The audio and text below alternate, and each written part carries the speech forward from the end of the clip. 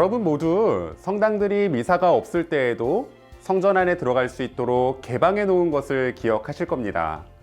불은 다 꺼놓는 것을 보면 관광하라는 것도 아니고 도둑 들어올 위험도 있는데 왜 성당을 개방해 놓을까요? 그것은 바로 성체조배를 권장하기 위해서입니다. 교회법 937조에는 이런 규정이 있습니다. 성체가 보존되는 성당은 매일 적어도 몇 시간 동안 신자들이 성체 앞에서 기도할 수 있도록 개방되어야 한다라는 규정입니다.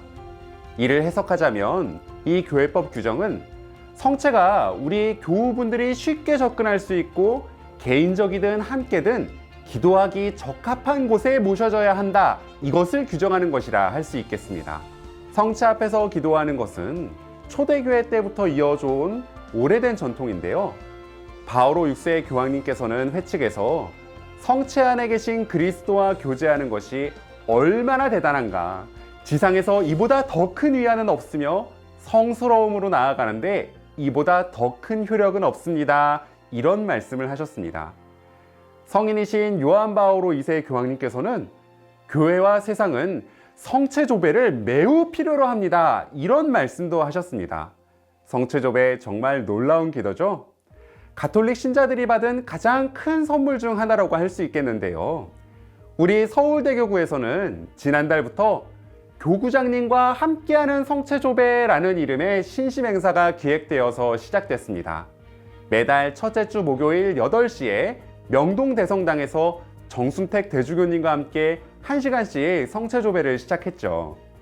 지난 2월에 있었던 첫 번째 교구장님과 함께하는 성체조배 때는 홍보기간이 매우 짧았음에도 불구하고 정원을 초과해서 정말 많은 교우분들이 동참하려는 열기를 보여주셨습니다.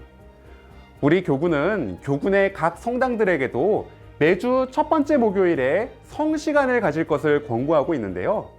명동 성당은 코로나로 2년째 공적으로 하지 못하다가 이번에 교구장님과 함께하는 성체조배로 다시 시작하게 되었습니다. 성체조배의 힘, 성체조배가 주는 위안, 정순택 대주교님께 성체조배에 대한 이야기를 직접 들어보는 시간을 마련했습니다. 함께 가시죠.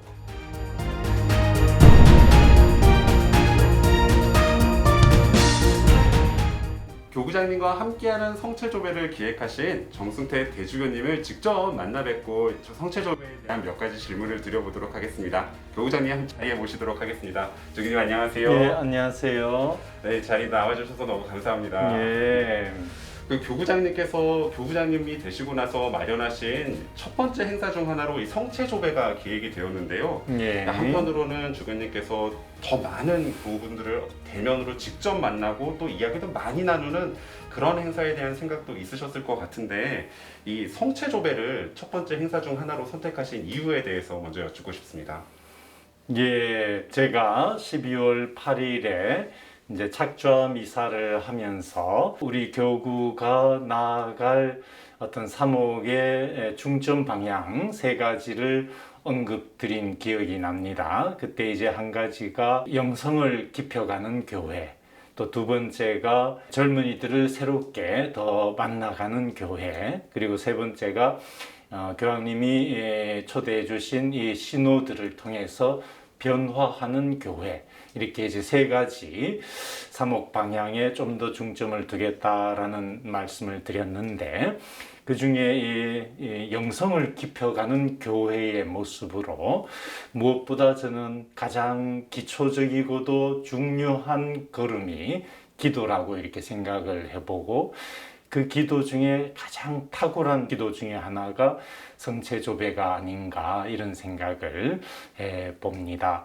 우리 성체성사 자체가 교회의 가장 큰 신비 중에 하나이고 믿음으로만이 받아들일 수 있는 교회의 가장 큰 신비인데, 이 성체성사로가 바로 우리 신앙생활의 정점이고 모든 은총이 흘러나오는 원천이라고 바티칸 공의회 문헌에서도 말씀하시는데, 그 성체가 말하자면 하느님의 현존이시니까, 데드레사 성령께서는 주님께서 성체 안에 변장해 계신다, 이런 표현을 쓰시기도 하셨다는데, 성체 안에 예수 그리스도께서 참으로 실제적으로 현존하고 계시고 우리는 그 성체 앞에 대면하는 것 자체가 바로 큰 기도다.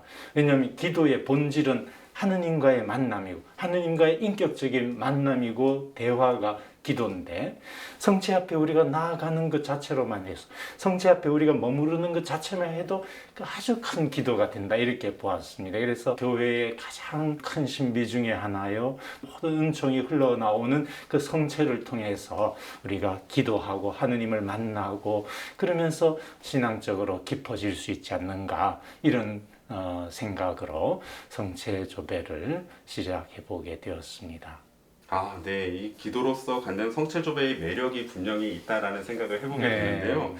특히 알폰소 성인께서 하루 15분 만에 성체조배로도 다른 여러 가지 신심 행위를 24시간 것보다 더 큰 은총을 얻을 수 있다 이런 말씀하셨던 것이 기억이 나는 것 같습니다.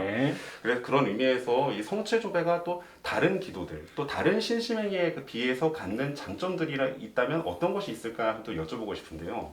알퐁소 리구리오 성인의 그 표현을 본 기억이 납니다. 15분만 성체조배를 해도 24시간 하루 온종일 기도한 것 이상으로 은총이 크다라는 표현을 알퐁소 성인께서 하셨다는데 사실 그만큼 이 성체조배는 아주 탁월한 형태의 기도다 이런 생각이 듭니다. 왜냐하면 무릇 기도라는 것이 한마디로 하느님과 대면, 하느님과의 인격적인 만남이고 하느님과의 대화가 바로 기도인데 우리는 성체 안에 바로 예수 그리스도께서 실체적으로 현존하고 계심을 믿기 때문에 성체 앞에 나와 있는 성체 앞에 머무르는 그 조배 자체가 하느님 현존 앞에 바로 서는 거거든요. 그러니까 그 자체가 아주 큰 탁월한 기도다. 그냥 혼자서 우리가 묵상기도 혹은 관상기도를 한다고 할 때는 바쁘게 막 이렇게 활동하다가 갑자기 눈 감고 성호 걷는다고 해서 하나님 현존을 딱 만나 들어가기가 쉽지 않고 우리의 마음을 모으기 위해서 깊은 잠심이 필요하고 마음을 차분히 가라앉히고 하나님 현존 앞에 머무르기 위한 준비가 좀 필요한데 성체조배는 비록 우리 마음이 막 들떠 있는 상황이라 하더라도 성체 앞에 나아가는 순간 하느님 현존 앞에 우리는 바로 대면을 하는 거니까 그죠? 우리의 준비가 얼마큼 잘 되고 못 되고를 떠나서 이미 하느님 현존 앞에 우리는 머무르니까 바로 그냥 깊은 기도가 시작될 수 있다는 거. 그래서 성체조배는 아주 탁월한 형태의 기도다. 저는 이렇게 생각이 듭니다. 짧은 시간에도 이렇게 앉기만 해도 이 주님을 대면하는 것이라는 말씀이 참 인상적인데요. 그런 의미에서 주교님께서 하셨던 인터뷰가 기억이 나는데요. 교계 언론 인터뷰하시면서 차차 며칠 동안은 기도할 시간도 없이 이렇게 여유가 없었는데 다시금 요즘 기도하는 시간을 찾아가고 계시다 이런 말씀하셨던 것을 제가 굉장히 인상적으로 봤습니다. 네, 그런 의미에서 이 교우분들이 바빠서 요즘 기도 못해요. 혹은 바빠서 제가 기도에 집중을 하지 못해요. 이런 이야기들을 하는데 이럴 때 이렇게 기도의 노하우를 좀 소개해 주시면 많은 교우분들이 오늘날 참 바쁘기 때문에 조용하게 기도할 시간을 내기가 힘들다. 많은 시간을 기도에 할애하기가 어려운 상황 속에 계시리라고 생각이 듭니다. 그래서 저 나름대로 좀 이렇게 추천해 보고 싶은 방법 중에 하나는 조금 시간을 내어서 감실 안에 계신 성체께 잠깐이라도 무릎을 꿇고 한 5분이라도 혹은 시간이 허락하면 10분이라도 짧은 시간 안에 잠깐 그 성체 조배를 하고 직장을 출근을 하신다든가 혹은 퇴근하실 때 뭐 이렇게 바로 집으로 가실 수도 있겠지만 한 5분, 10분, 15분 정도 이렇게 감실 안에 계신 예수님을 잠깐 이렇게 뵙고 잠깐이라도 머무르고 집에 퇴근하고 예를 들면 저녁에 회사 끝나고 회식이 있었다 그래서 반주 한 잔을 했다 하더라도 아주 무례한 어떤 상황이 아니라면 감실안 앞에 잠깐이라도 들러서 조배를 하고 가신다든가 굳이 우리가 따로 선시된 성체 앞에서 조배가 아니더라도 짧은 시간이지만 감실안에 계신 그 예수님을 찾아뵙는 그런 성체 조배도 성체 조배고 탁월한 형태의 기도가 될 수 있고 비유하자면 우리가 겨울에 따뜻한 벽난로 앞에 우리가 잠깐이라도 있으면 불을 쬐는 것 자체로 우리가 이렇게 따뜻한 열기를 받잖아요. 그런 것처럼 하느님께서 실체적으로 현존하시는 그 성체 앞에 우리가 머무를수록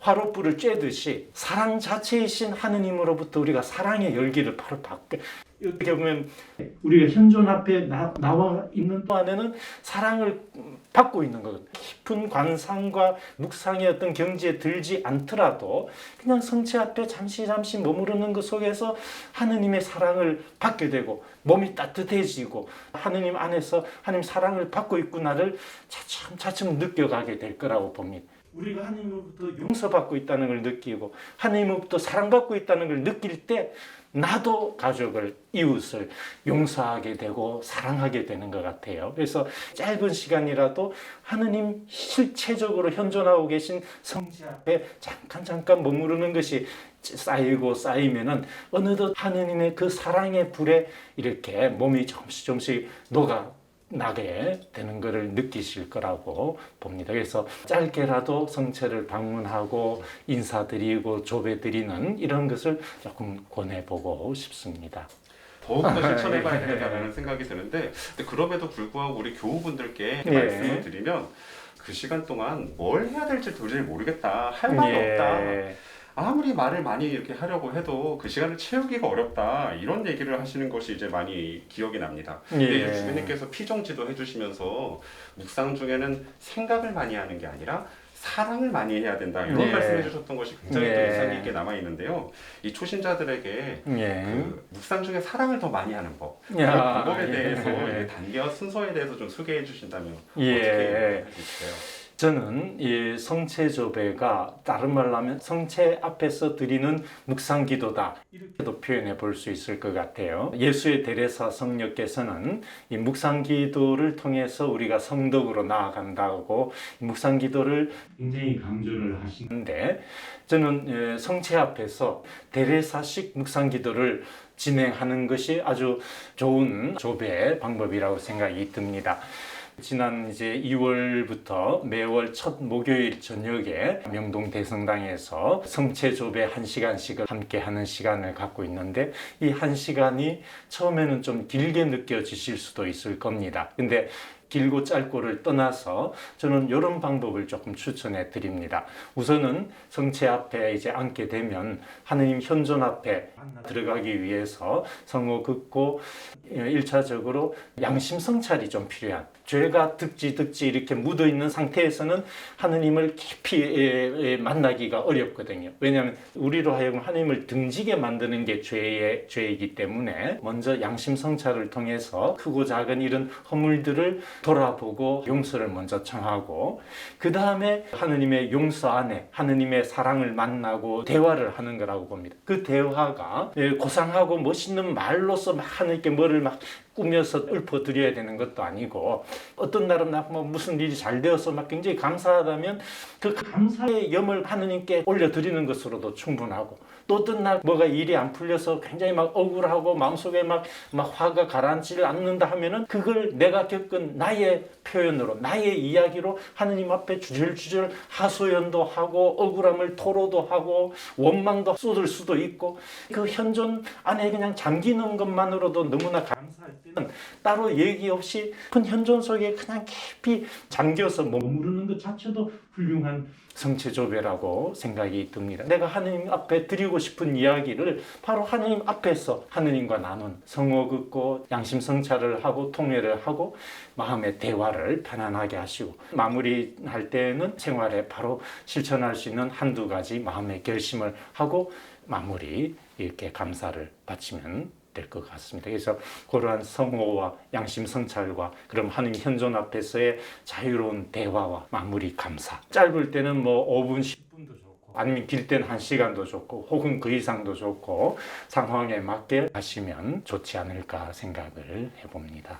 주변님의 그런 성체에 대한 사랑이 더 많이 느껴지는 것 같은데요. 예. 그런 의미에서 성체조배가 나에게 주는 힘에 대해서 각별하게 와닿았던 주변님만의 체험이 있으신지 좀 여쭙고 싶어요. 예. 사실 저는 성체와의 특별한 개인적인 어떤 체험이 따로 있지는 않고요.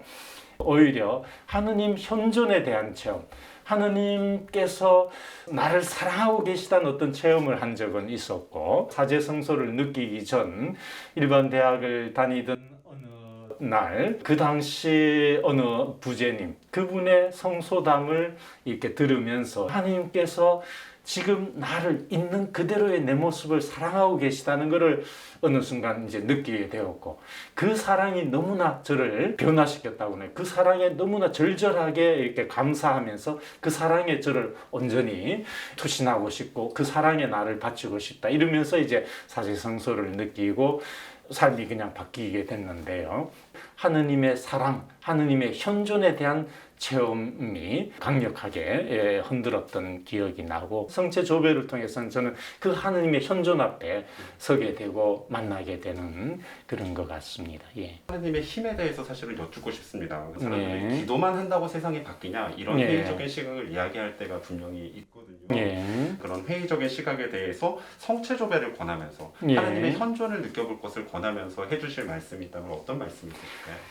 기도만 한다고 세상이 바뀌느냐라고 하시는 말씀의 의미도 충분히 이해는 하고요. 근데 야고보 사도가 야고보서에서 믿음의 실천이 따르지 않으면 그 믿음은 죽은 것이다 이렇게 표현을 하신 것처럼, 참답게 기도를 한다면 실천이 동반되지 않을 수가 없다고 저는 생각이 듭니다. 왜냐하면 기도라는 것이 사랑이신 하느님을 만나는 시간이고 대화하는 시간인데, 참으로 우리가 기도하고 있다면 그 하느님의 사랑에 감흡되어 가지고 나도 그 사랑을 실천하고 싶게 되거든요. 다른 노력을 하지 않고 비나이다 우리 아들을 합격하게 해주소서 뭐 그런 것이 참 기도가 아니라, 하느님의 사랑을 만나고 그 사랑 안에 내가 변화되어 가지고 나 역시 사랑을 실천하고 나누게 되는 것이 참다운 기도라고 보거든요. 세상을 하느님 보시기에 좋은 모습으로 변화시켜 나가는 실천과 병행할 수밖에 없다. 그것이 참다운 기도다. 이렇게 말씀드릴 수 있을 것 같습니다. 부부장님과 함께하는 성체조배 행사 이제 하면서 말씀을 여쭙는데요. 사실 이 행사가 굉장한 인기가 있었습니다. 길게 홍보를 하지 못했음에도 불구하고 첫 번째 정원이 넘쳐서 많은 분들이 오셨다는 이야기를 들었는데요. 그래도 이 성체조배를 아직 못 들으셨을 교구민들께 한번 초청하는 말씀을 한 번씩 초대하는 말씀을 한번 부탁드리겠습니다. 예. 명동 대성당에서는 매월 첫째 목요일 저녁 8시부터 1시간 동안 이제 이름하여 교구장님과 함께하는 성체조배라고 성체조배의 시간을 갖고 있습니다. 지금 코로나가 많이 이렇게 확산되고는 있지만 상대적으로 위험도는 오히려 더 낮아지고 있고, 차츰차츰 코로나 상황의 출구도 희망할 수 있는 상황이 되어 간다고 느껴집니다. 코로나가 조금씩 잦아들면 더 많은 교우분들이 성당에 와서 함께 성체조배를 하시면서 하느님 현존을 만나보시고 하느님의 사랑을 더 많이 느껴보시는 시간이 되시길 바랍니다.